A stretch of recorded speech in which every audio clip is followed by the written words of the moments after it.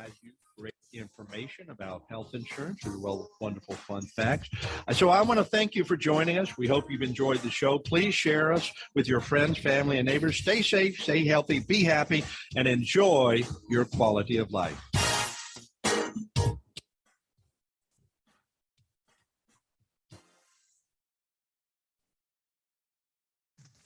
You're listening to WSTU Stewart. This is WPSL Port St. Lucie.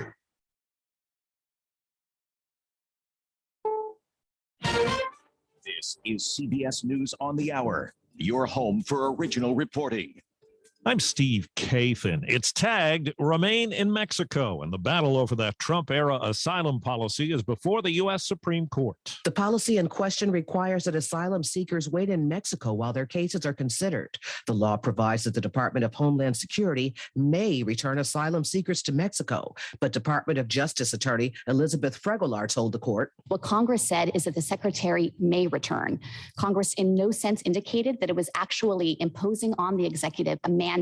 Critics of the policy say it forces asylum seekers to stay in dangerous camps in Mexican border towns. Allison Keyes, CBS News, Washington. A new round of shuttle diplomacy for the UN Secretary General as Russia pounds dozens of more targets in Ukraine. First up, Moscow for Antonio Guterres. We are extremely interested in finding ways to create the conditions for effective dialogue, create the conditions for a ceasefire as soon as possible, create the conditions for a peaceful solution. Russia's foreign minister told him the country is ready to cooperate to alleviate the plight of civilians in Ukraine.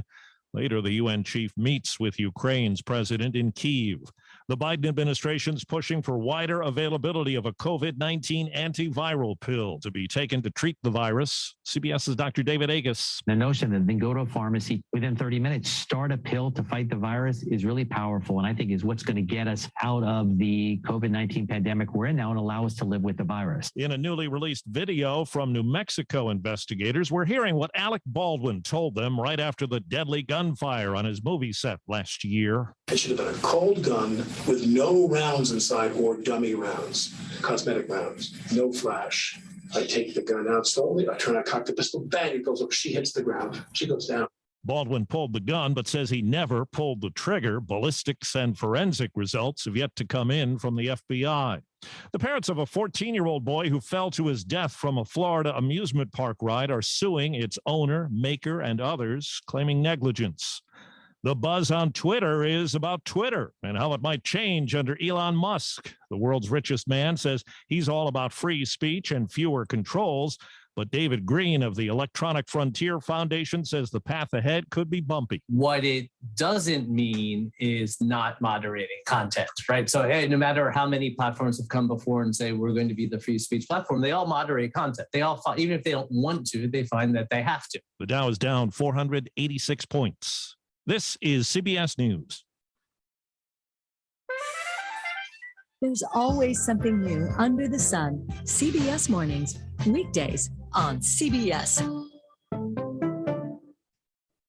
What's done more to improve overall health and wellness, modern medicine or personal hygiene? Actually, it's both. But considering that bathing went mainstream in the 1800s and brushing your teeth in the 1900s, isn't it time for something new, like cleaning your nose? After all, your nose is the body's air filter for trapping dirt and germs, the first line of defense against allergens, bacteria, and viruses from getting into your lungs. But how do you clean your nose? With Navage. Navage isn't medicine, it's more like plumbing. Navage uses powered suction to pull saline in one nostril to the very back of the nose where germs can get trapped and multiply, and then out the other nostril, flushing out mucus and microbes so you can breathe better, sleep deeper, snore less, and stay healthier. Join over 2 million others and find out for yourself how refreshing and easy to use Navage is. At Navage.com, Walgreens, CVS, Rite Aid, Bed Bath, and Target. WPTV's First Alert Weather on WPSL is brought to you by Seacoast Air Conditioning. Family owned and operated on the Treasure Coast since 1982. Online at seacoastair.com. Now with a look at our forecast, here's meteorologist Katya Hall. Your WPTV First Alert forecast this afternoon, highs in the mid 80s were partly sunny and only a slim chance of an isolated quick moving shower. Tomorrow, highs in the mid 80s with some afternoon to evening showers and storms ahead of a front. Thursday, an area of low pressure moves over the area, increasing clouds and rain chances, scattered showers and storms with highs in the low 80s. Friday through the weekend, unsettled weather. Will start off the day with rain up the coast, then most of the rain should get pushed west towards the lake by the afternoon. Highs in the low 80s through the weekend forecast. I'm WPTV First Alert meteorologist Katya Hall for WPSL 1590, the talk of the Treasure Coast.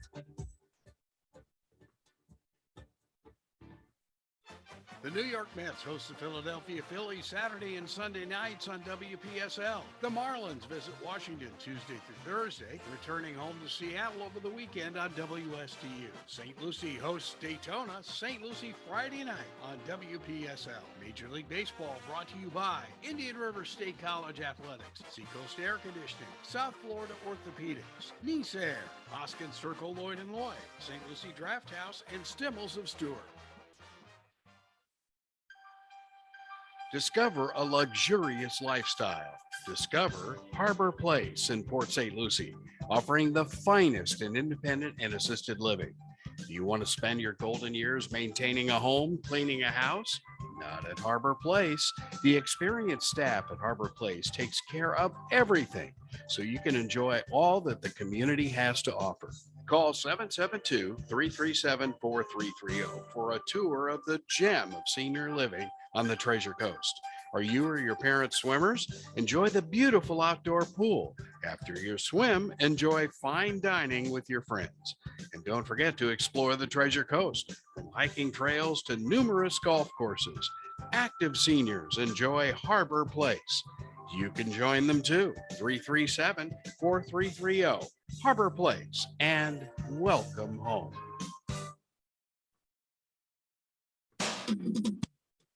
This is WPSL Port St. Lucie, the talk of the Treasure Coast.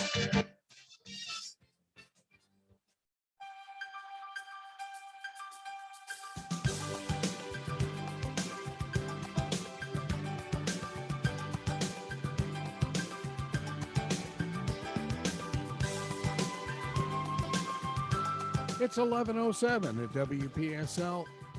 It's 11:07 at WPSL 1590, the talk of the Treasure Coast. Help if I had my mic on. And now let's head down to Harbor Place and Mr. Jack Waldrop. Good morning, sir. Oh, good morning. How are you? Hey, I'm doing fine. How are you? I'm doing good. It's been a crazy couple weeks around here. Yeah, I saw those little munchkins there around Easter time. That had to be total chaos and absolutely wonderful. It was all of the above. We had a good time. We had about 40 4- and 5-year-olds. And they came through. We had over 700 eggs hidden on campus. Oh, man. Yeah. And they came through in about 15 minutes. They were all found. Are you kidding? Oh, my goodness. Okay. So it was a little crazy, but it was fun. That sounds like a ball. I mean, you know, and the pictures were absolutely adorable too. Yes, they were. We had like I said, we had a good time. And Club Pure across the street, we just are thrilled to be teaming with them to do some intergenerational things. So it's just going to be a great time here as we continue to grow and do things with them more often. So I'll bet the residents were kind of on cloud nine to see this all happen again. Yeah, they were excited to have everybody in. We had the hallways lined with residents on the independent living side, and then on the assisted living side, we actually had them outside lined up, and the kids were running around picking up eggs, and some of the residents were holding eggs for them. It was a good time. That's great. That is really, really neat. Good stuff. Yeah, and then last week we had the big red bus here. So we had some successful donations, some blood donations. And we had several that tried that weren't able to due to different things, but we did have a successful one. And to me, as long as they get one donation, it's a successful one. So we were able to do that last week. And so it's just been kind of one thing after the other here for the past couple of weeks. There you go. Yeah. And it was so wonderful to be able to talk to Joe DiCarlo, who was at your twin facility on your campus for many, many years. Yep. Yeah, it was. And he and Pat filled in for me last week. I was on some regional calls closing out Q1. And so they filled in, and I heard it was a great show. Yeah, it really was. And they are doing some amazing stuff with the One Blood. They are, and just a lot. I mean, it's a big need, and so the restrictions. Some of the restrictions were lifted a little bit during COVID, and they haven't restricted them again. So that's good, and more people are able to donate and to give blood and help those that are in need of it. I know I've had friends who have been in accidents that were in need of blood and things, so family members. So it's a good thing. That's great. That's great. So boy, it's going to be, how do you top this at Harbor Place, huh? What? Well, coming up for Cinco de Mayo, we're actually doing a joint event with Life Care. So we have a Cinco de Mayo event for professionals. That'll be out in the parking lot. There'll be food trucks and things of that nature. So that'll be I believe it's May 5th. It's a joint effort. Like I said, you can go on Life Cares or contact Life Care or us to get specific dates and times on that one. It's in the evening. It's for professionals. It'll be in the parking lot under a big tent as we celebrate Cinco de Mayo and celebrate all the relationships that we have made over the years. So you need to get our little munchkins in the ballet folklorico that we have from La Gigante. They have been appearing for a lot of years, and well, actually, one of the munchkins is now married with 2 kids. That's not a munchkin anymore, Greg. No. No, that's not a munchkin. No, she's not. But actually, her little daughter is dancing now. So it's like it's gone full circle. It's kind of cool. Yeah. That's sweet. And they have amazing costumes. They're always at the chili cook-off. Okay. And of course, our Spanish station will do its own version of Cinco de Mayo, I think a couple days later. Right. In Fort Pierce. So yeah, kind of cool. Wow, cool. I know here probably 3 weeks ago now, maybe 4, we had a senior tap dancing group that came in, and for the life of me, I cannot remember their name. I feel awful, but it was seniors, and they are a tap dancing group. There's about 6 of them, and it just goes to show that no matter how old you are, you can still dance and have fun. Residents enjoyed it. Bethany, my lifestyles director, said she had figured out what she was going to do when she retired, and that was to be a tap dancer that went around. That sounds like Bethany. Yeah, it does. It does. She's so full of energy and constantly running around. I have to remind residents all the time that it's not that she's too busy going from place to place. It's just that she walks that fast with determination and purpose. But she's a ball of energy and is running around all the time. Actually, I think the tap dancers entertained at the chili cook-off one year too. Yeah, they're phenomenal. I was on vacation the day that they were here, but I heard that it was a fantastic event and that they did a great job. I saw some pictures. Their costumes were adorable. One of them, they must have done something to take me out to the ballpark or something, because they had baseball bats and baseball uniforms, and so it was a great time by all, for sure. That's very cool. That's good stuff. Yeah. Yep. So, and guess what? Our assisted living, we're only like 2 weeks from being done in our assisted living building on the renovation. Can you believe that? It's only been going on for 3 years. Thank you, COVID. We're ready for it to be over. Yeah. And supply shortages and everything else, right? Yeah. Do you know, we sat in the independent living, we sat still. I say still. We had about 9 apartments that we were waiting on carpet. The demand on carpet had gotten where we couldn't get the carpets to put in brand new renovated apartments. 9 apartments. We sat for like 2 weeks. Good grief. Wow. Really? It's crazy. Yeah. Yep.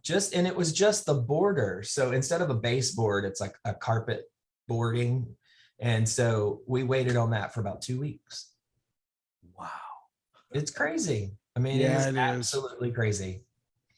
And the market and things just keep going up and up and up. I keep thinking any day now that it's going to stop and it's going to balance out or something, but it doesn't seem to be. And boy, it would be a tough job trying to just keep your facility in food. I mean, our just, for Carol and me, it would, the average food bill might be $120 or $130 a week, something like that. Well, it's now $200 for the same stuff, mostly produce. Yeah, it's mind-boggling. Yeah, I mean, it's easy to go spend $200 on just meat for a week now, and it's crazy. I think any day now it's going to plateau, and then we are going to see a drastic recession. And when it happens, I think people are going to remember what it's like to have beanie weenies. And that scares me. I mean, none of us, my age for sure, millennials, know what that even looks like. So that kind of scares me. I think we're going to be leaning towards our seniors for advice here pretty soon. Oh boy, I hope you're wrong, but it seems like it's going in that direction. There's no doubt about it.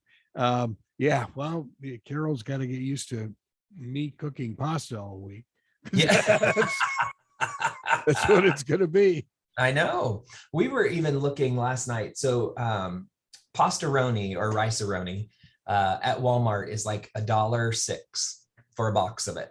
Yeah. So a decent side. I mean, if you're having something, they have different kinds. It's not bad. At Publix, it was $1.37. There was a 30-cent difference between Walmart and Publix. Ooh, ouch. Really? On something as simple as a pasta side. Now, I shop in both, don't get me wrong, but I was like, we will not be buying pastaroni at Publix for 30 something cents more. No. I'm just like, that's the reason why you see all these stores going out of business is they're having to raise prices in order to make ends meet or whatever in their business. I mean, it's the same thing with us. You have to do price increases unfortunately to make sure that you have your wages in line with everybody else. The food cost that's gone up, those are things that are changing in the world. $15 for minimum wage that's going to be coming in the next few years. And because of COVID, a lot of people, I mean, look at Taco Bell. Their nighttime staff makes $14.50 an hour. Wow. Because everybody is already jumping to that $15 an hour minimum wage in order to attract staff coming in. Well, when you do that, everything else has to be adjusted as well. When you're a 24-hour day staffing model, everything has to get adjusted. So, those I think you're going to see some pretty hefty in the industry or just in the world in general, price increases. I mean, look at gas. Well, let's see. We got about 40 minutes left in the show. You keep talking. I'm going to go to Taco Bell and apply. I know, right? I mean, what teenager does not want to work the evening shift at Taco Bell for $14.50 an hour? I would have given my right shoe to make $14.50 an hour as a teenager. I think I was making, let's see, $5 an hour, something like that. I want to say, I think I was making $6, something like that when I first started at Hardee's. Well, and I started at Baskin Robbins ice cream when I was a kid. Yeah. Wow. Yeah, it's crazy. I mean, it's absolutely crazy. Yeah. We hire teenagers for after school work in our dining room and evenings.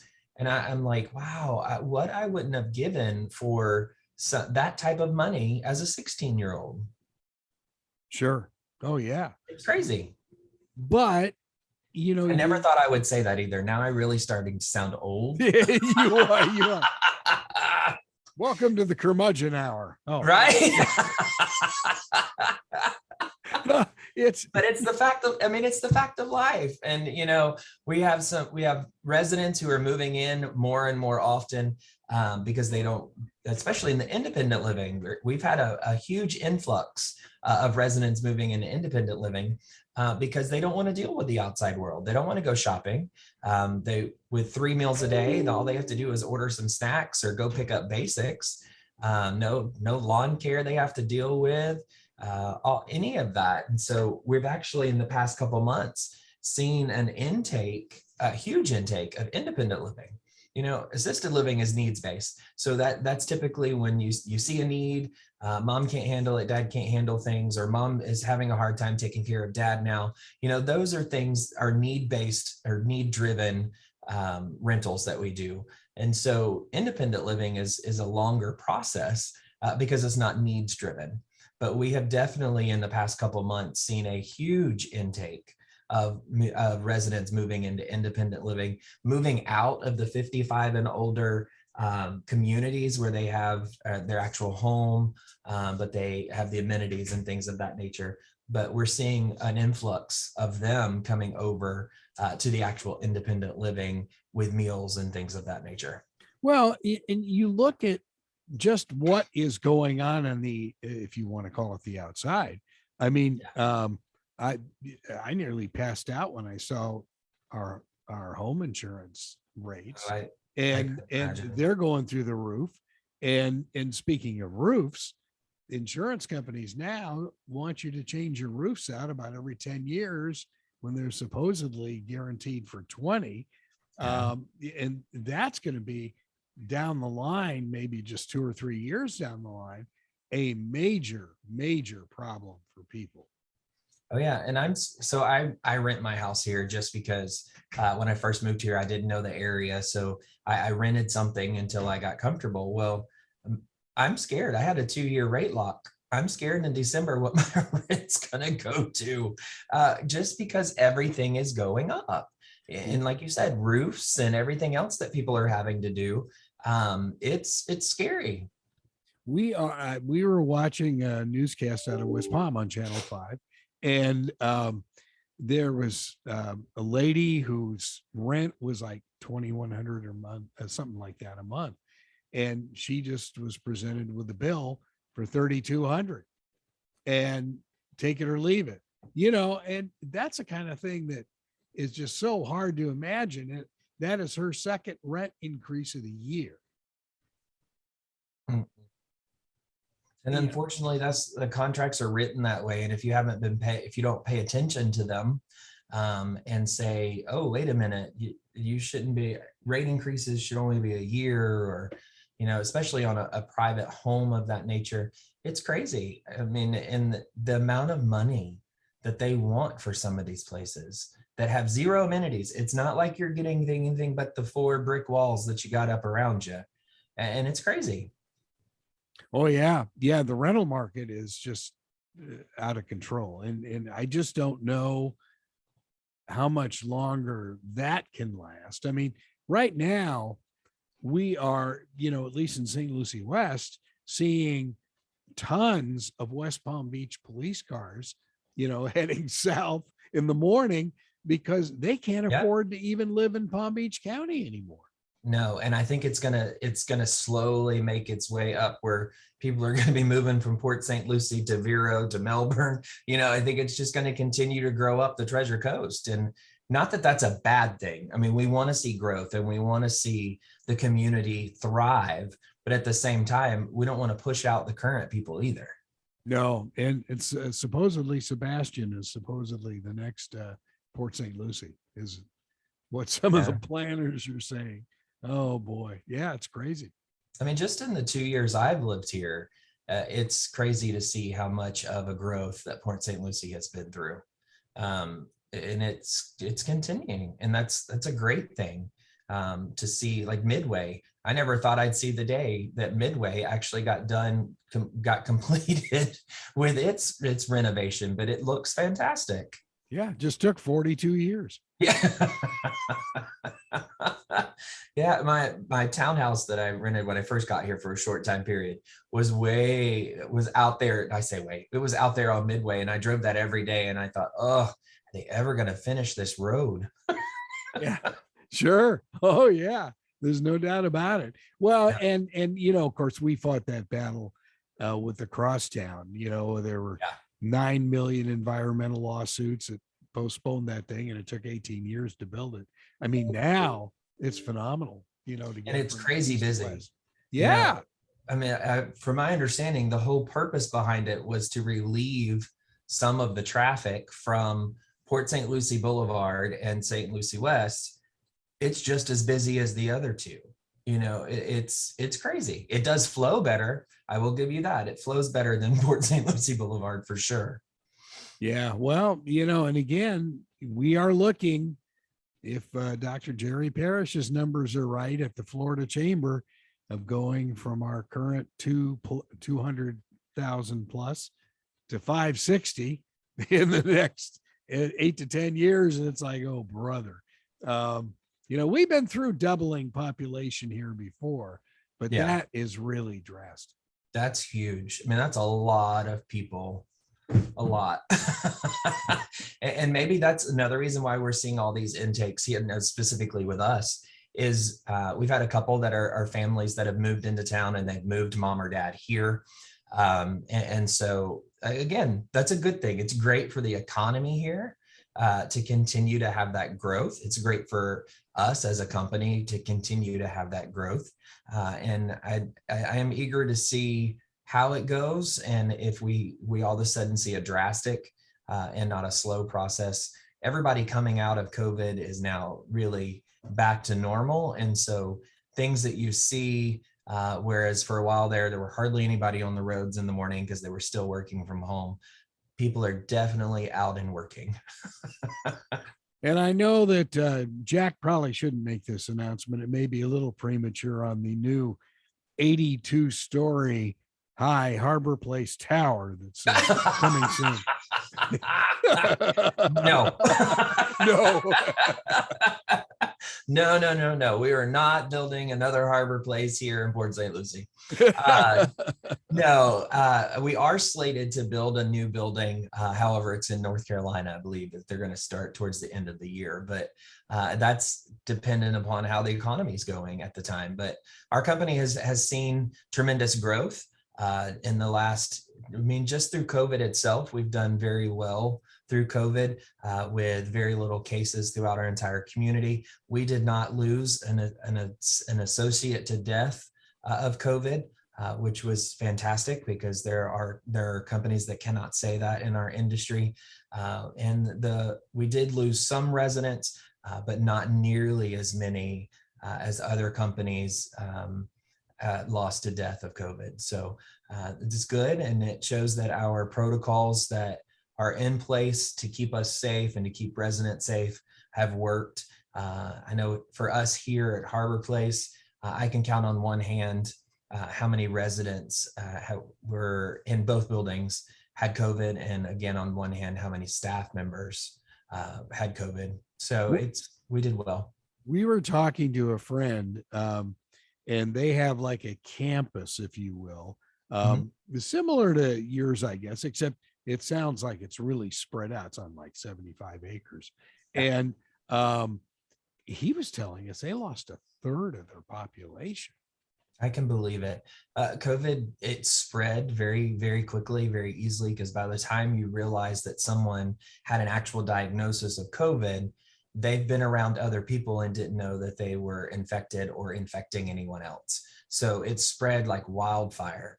And so if you did not have the quarantines, and you didn't put those things in place and have people wearing masks and just kind of went about your normal daily life, then it spread like wildfire. Yeah. Well, hopefully that is going to be behind us. And yes. And I think just about all of us have had some type of interaction with or know someone personally that had COVID or has died of COVID. And I think for a while there, it was difficult, because a lot of people didn't see it. They weren't in the everyday. They didn't see the deaths. They didn't see what it did to people. But as more and more people were around it and they were personally affected by it, I think people started taking it seriously. And that's really what's brought us through to where we are now. Yeah. Oh, yeah. And, we got boosted again. So we had 2 boosters and hey, knock on wood, we're going to be okay.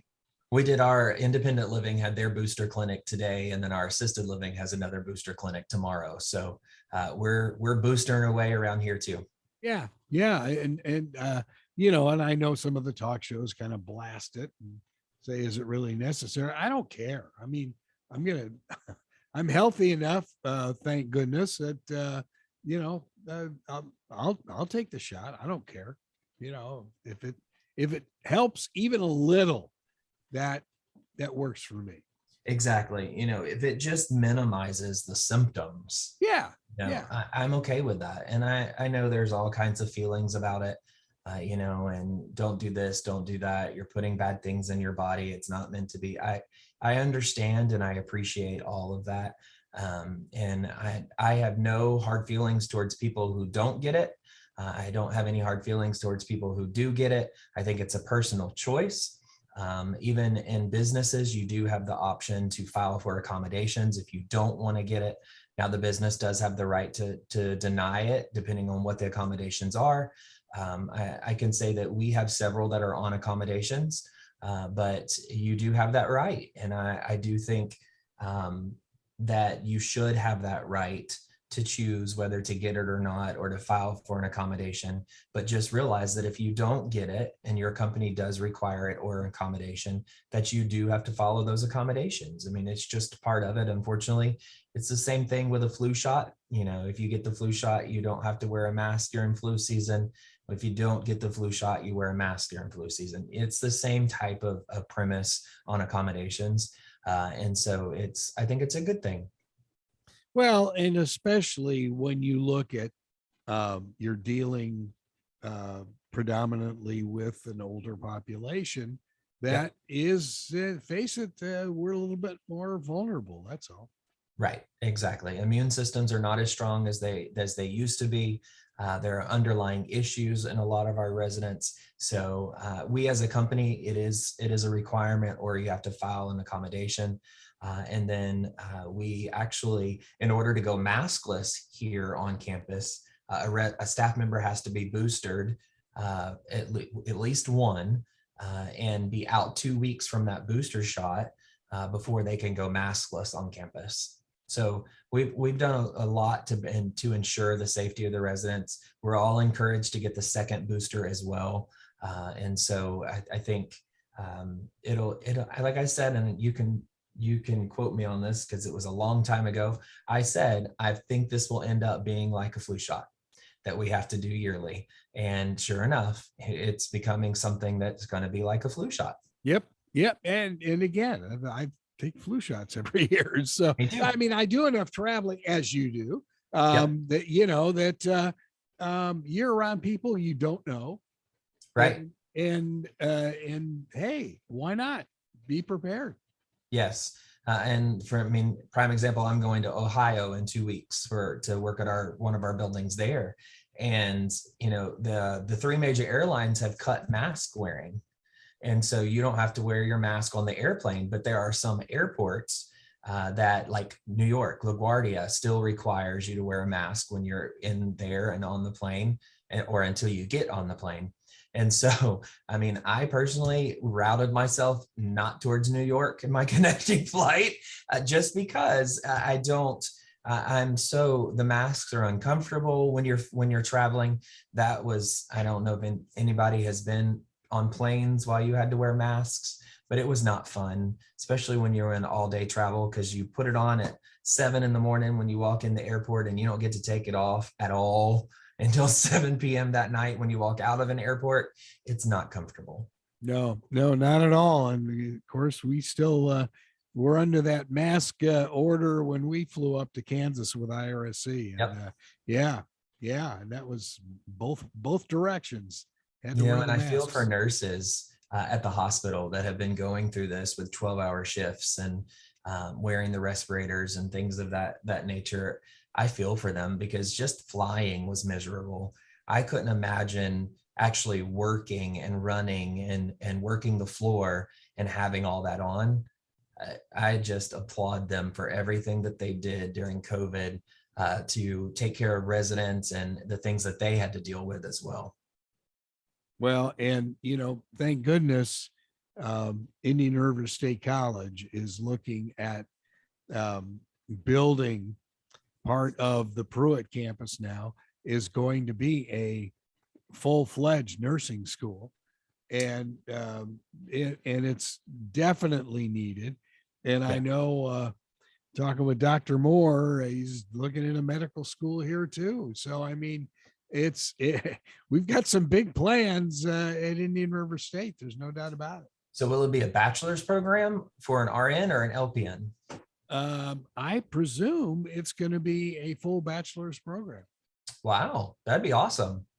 Because yeah, I mean, and LPNs are very needed. Don't get me wrong. That's what we generally hire here are LPNs, but it's either program would be fantastic. An LPN that ventured and I'm sure they may even do an LPN program for the first 2 years. And then those 2 years will bump in, they'll go to their RN for the rest of their bachelor's. It might be a growing process, but that for this area, it's definitely needed.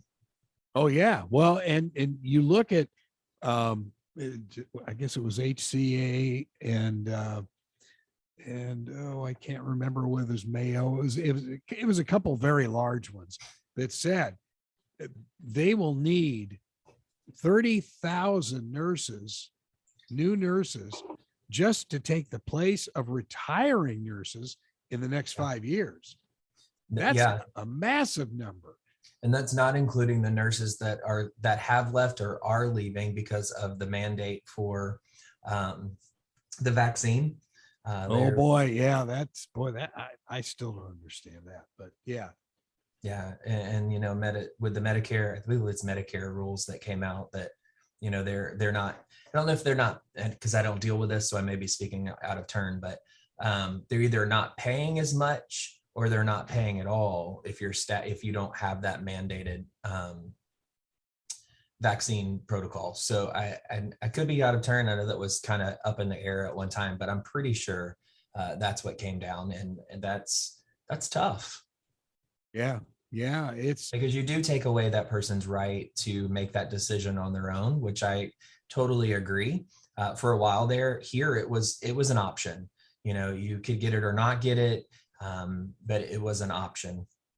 Then when that mandate came out, we followed suit with that. It was mandatory here, even though we don't get Medicare, Medicaid benefits or pending because we are all private pay.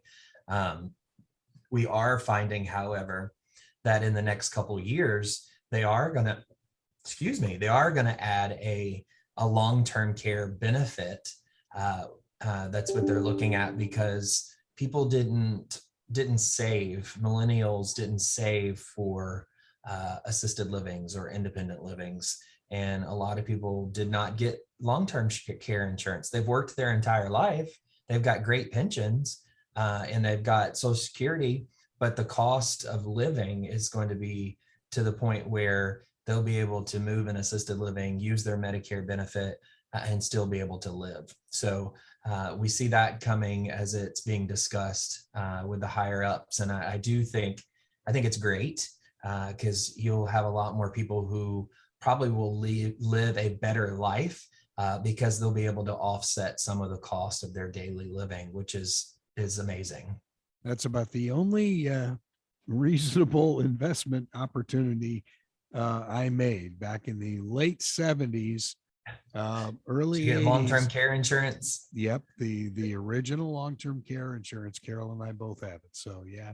And in most cases, it pays at least half of what your daily cost is to be in assisted living. So, and that's at the very least. I think I've seen as low as $50 a day per person, and I've seen as high as $150 a day per person.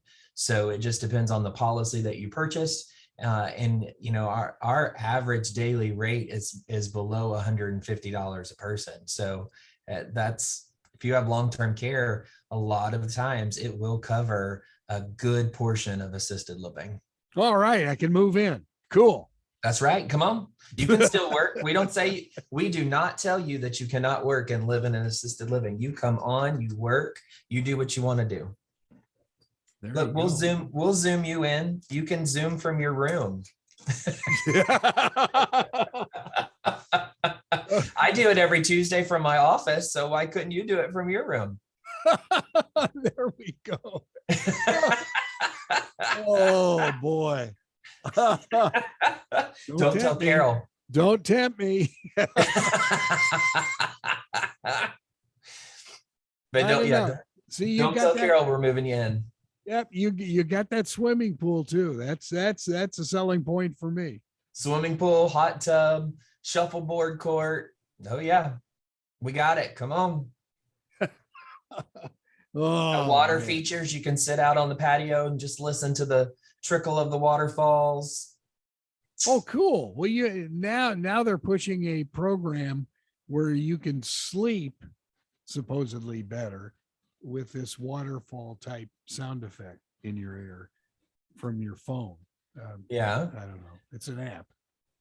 So growing up in the country, we had a huge back porch. And so I would love to sit on the swing on the back porch when it rained and take a nap.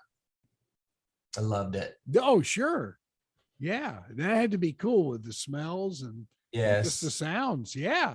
Yeah. I get that. Yeah. There are some times where I miss country living, and then there are times where I don't. I told my dad at 16 that I was going to college because I want, just so that I could pay for someone to cut my grass, because I cannot stand cutting grass. I never have since I was a kid. So to this day, I have a lawn crew because I do not like cutting grass. So who does Dad's grass now?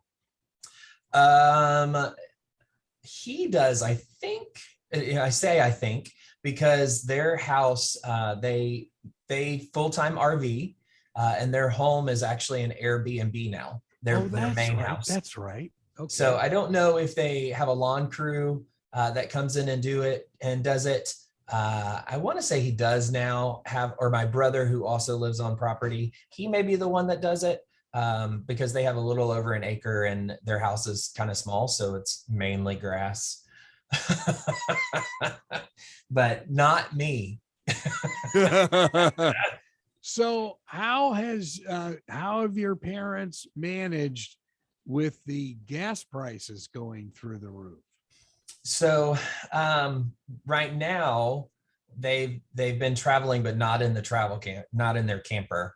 And I think they only go places that's around where their house is now. With my dad being civil service and DOD, he gets privileges on like state parks and things like that. He gets them at a cheaper rate. Oh, okay. Okay. Yeah. So they try to stay in state parks or the different parks that there are some governmental parks that you can stay at when you're part of that. So they try to stay at those in order to keep up, because of the gas prices, obviously the diesel prices to pull their fifth wheel. So they try to stay at those. I want to say they're leaving next week to go to a campsite. Okay. But it's not far. It's like I want to say it's less than an hour from their house or from their property. But that's what they've been doing. They've been stationed now for a couple of weeks because of Easter. And we met in Orlando for a little while last weekend, 2 weekends, not this past weekend, but the weekend before for Easter. We were there Thursday through Sunday. So I got to see them. It's the first time I've seen them since Christmas. That is so cool. That's neat. Wow. Yeah. Well, and that's neat too, that he can get some perks at the various federal campgrounds around the U.S. Yes. And we actually, like here on site, we have a veterans discount. And in the past, it's only been for what they consider, quote, actual veterans. So people who served in the active military. And I actually went to Esmeralda and I said, look, we're seeing more and more civil service and DOD that are civil service employees that have worked for the government for years that have DOD numbers. And it would be nice if we changed it from more of a veterans benefit to a governmental benefit, as long as they have a DOD number, which if you were in the Army, even civil service, then you have a DOD number. And like I made my dad send me his DOD card so that I could show, look, this is something that we should look into. And we have been looking at and doing, it's not quite as much as the actual veterans benefit, but we have been getting some approved to have some type of governmental employee benefit, because even though they didn't serve, my dad will tell you, I wasn't military, I was civil service, but he worked on the base with all of the military, keeping the power on, keeping when he worked at NAS Pensacola, he was on the airstrip there, keeping the lights on. He's a high voltage electrician. There's a lot of things that DOD or civil service employees do on the back end that should be recognized as well. I'm not saying that by any means that they have the same caliber or the same level of those who have lost their lives for us and to give us our independence. But I do think that they should be recognized as governmental employees. That helps with that process. Well, and I remember when I started in this business at Armed Forces Radio in Hollywood, and there were, at least 200 civilians, I would say. And we were sending programs all over the world to Armed Forces facilities and to Radio Free Europe. And some of those people who were lifers doing that would be phenomenal if they could be included in something like that. That sounds great. Right. Because they have a governmental pension, they have the same things. They don't have TRICARE. Their insurance is a little bit different. They have Blue Cross Blue Shield government, those sorts of things. But like I said, it takes everybody to make a base run. It doesn't take just the active military members who are there. And so I do think that we need to recognize them in some sort of way. And again, I'm not saying that they are by any means equal to an active military member that is serving to defend our country. I'm just saying that they do have some recognition in part of that process. Oh, sure. Yeah. And I think that's very nice of you to be able to help in that area, because that's, it takes a lot to keep a military base going. It does. And the actual soldiers or airmen or Navy are really a small part of it, if you think about it. Right. There are a lot of civilians that work on a base, and maybe I'm more passionate about it because my dad did it for my entire life. He's retired DOD. So I remember going on base. I grew up on base and when we lived in Alaska with CBs and all of those different things. And so maybe I am a little bit biased or I have a different type of opinion towards it, but I do think that it deserves some type of recognition. They worked a very hard life as well. Again, not the same, just a different hard life. Oh, yeah. Yeah. I think that would be amazing if you can do that. And again, I think, and you and Pat and I have talked about this before. That's why your company is different. Yeah. Because, we recognize things. Yeah. We recognize a need. We do think outside of the box on a lot of things. And so everybody gets offended when we say we don't run specials. We value our product. You're not gonna come in and we're not gonna offer you a free month if you move in this month. We don't do things like that. But we do look at the bigger picture We look at your finances. We will look and help you figure out, this is what you can afford. This is the style room that we have in that amount, all of those sorts of things. And if it's an apartment that has a really bad view, then I'm going to go to my COO and say, hey, I need to be able to offer this apartment a little bit lower, because when you look out the main bedroom window, it looks right into the wall of the independent living. She's going to come back and say, send me a couple pictures. I send a couple pictures. She sends me an approval for the rate that I requested.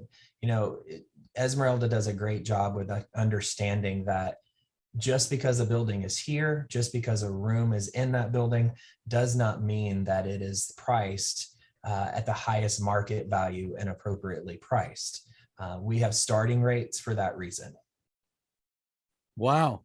I didn't realize that, but it certainly, it makes perfect sense. It's just like a hotel. So hotels have value pricing, which means that the room on the highest floor that overlooks the pool, that still looks at downtown Disney, you're going to pay more for that particular room than you are on one in the middle of the room, middle or the end of the hallway that doesn't have a view of Disney and it doesn't look the pool. It looks straight down onto the trash can. It's called value pricing. I've stayed in a lot of those, as a matter of fact. Yeah, me too. So we do take that into consideration when we're looking at rooms. That's why we have starting prices. The better the view, the more higher end it is going to be. But we do take a lot of that into consideration. That's why we don't offer specials, because we value price our rooms and we base it upon what's actually needed. Yeah, especially when we were starting ESPN, we just had to ask the travel department to get the number of the tent that we're staying in. Oh, gracious. Nope. I love to camp, but I'm pretty much past my tent camping days. It's too hot. Yeah, Carol jokes about that, even the RVing thing, it just says, there's a lot of nice hotels along the way there. I know. See, and I would love to get an RV, and that is down the future for me. But like I said, I grew up camping. We went from tent camping to, I don't even know what it's called now, it slid up into the back of my dad's truck. I can't remember what they're called. And then we went to pop-ups. My parents didn't have a travel trailer until I was in college. And then now they're all the way up to a fifth wheel. And my dad's like, I'm not going any bigger. I don't want a motorhome. I'm like, yeah, you will. You'll end up in a motorhome. Just keep telling yourself that you don't want a bigger one. You will eventually end up in the same size, just a motorhome. Yeah, that fifth wheel is just getting it too unwieldy. I can hear where this thing's going. Yeah, but he has two bad knees. One's already been replaced. That one didn't go the greatest. He needs another knee replacement. It's like, nope, you will eventually end up in the thing that you can just drive up there, press a button, it levels itself out, and you are good to go. There you go. Yeah, that's amazing. So good stuff. I can see it. So what's going on at Harbor Place in the next couple months? Next couple months. So our big one coming up on May 18th is our Veterans Breakfast. We are asking for a $10 donation. It helps to support the Southeast Florida Honor Flight. That's Wednesday, May 18th, 7:30 to 9:30. It's a big pancake breakfast. We'll have a buffet. It's going to be absolutely delicious. We always do have a great turnout for that. Again, Wednesday, May 18th, 7:30 to 9:30 here at Harbor Place in our independent living. So that's 3700 Southeast Jennings Road. Give us a call if you would. Let us know you're coming, 772-337-4330. Again, that's the Veterans Breakfast. We're asking for a $10 donation. All of the donations go to support the Southeast Honor Flight. That will be on May 18th, 7:30 to 9:30. And then in June is our big, everybody loves this, Super Bingo. It's our summer kickoff Super Bingo. That's June 21st at 1:30 in the afternoon. That'll be here, independent living, $5 to play. That gets you 5 games. And then if you want multiple cards per game, it's $5 for each additional set. You can play up to 3 cards at a time. Well, I say that we've had some that have played more. So bring your dollars from 5, 10, and 15 all the way up. We'll let you play as many as you want to play. And all of that goes back into the pot. And we spread that back out to those who are playing. We don't get any profit off of that. And that's June 21st. 1:30 in the afternoon in our independent living. It only seats so many in that room. So give us a call to sign up for it, 772-337-4330. So that's our 2 main events that are coming up in the next couple months, our Veterans Breakfast and our Super Bingo. We are really excited with being able to bring everybody back in the building again. Well, and you may want to load up the bus and head up to Vero Beach this weekend. The Blue Angels are in town at the air that's show okay. in Vero. Well, no, you grew up with the Blue Angels in Pensacola. I did. So again, my dad worked at NES Pensacola until I was in college, and we lived like 4 blocks from the base. And so every Thursday was practice day, and you went outside and watched the Blue Angels because they practiced every Thursday. So I grew up with them.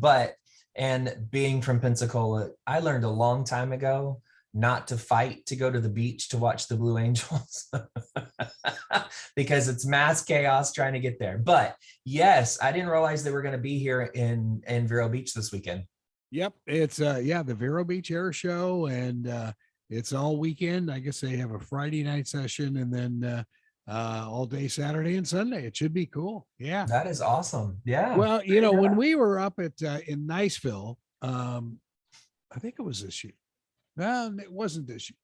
Yes, it was this year when we happened to catch one of those sessions flying, near us, and they're impressive. They are impressive. I wonder if you'll be able to see it from the jetty.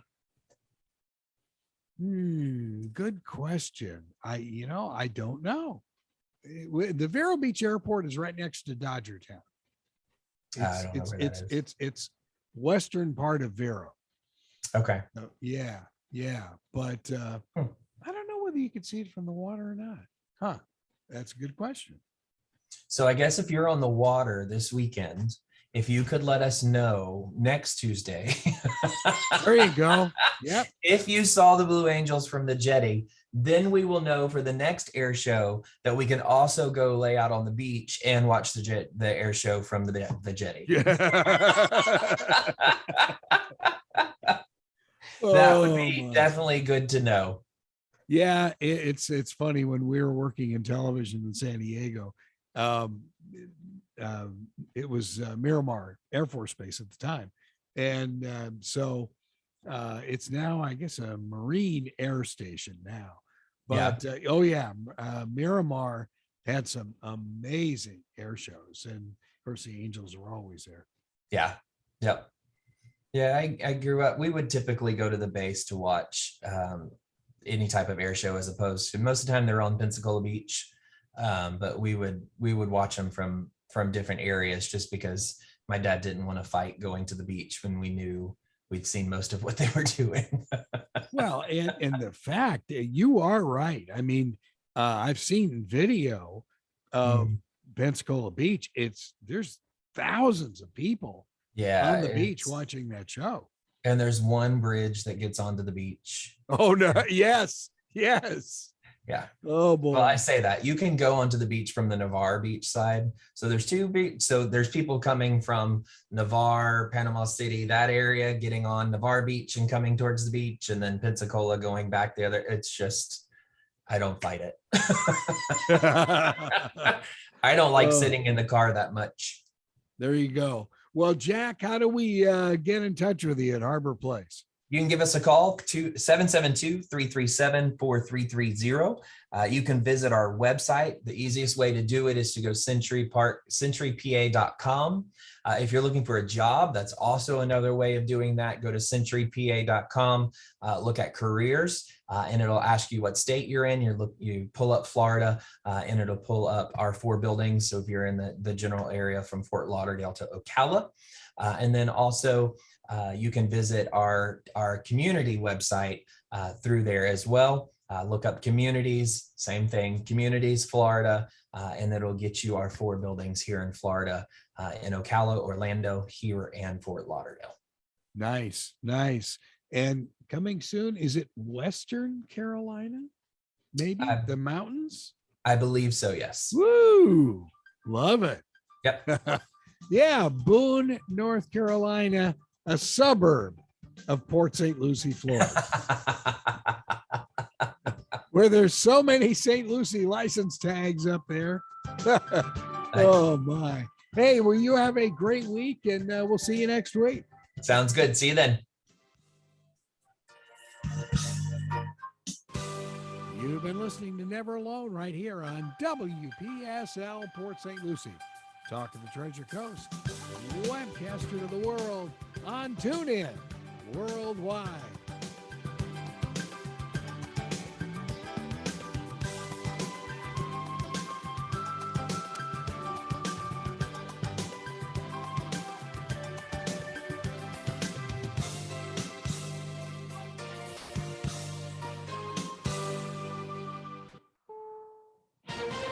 This is CBS News on the Hour, sponsored by Rocket Mortgage.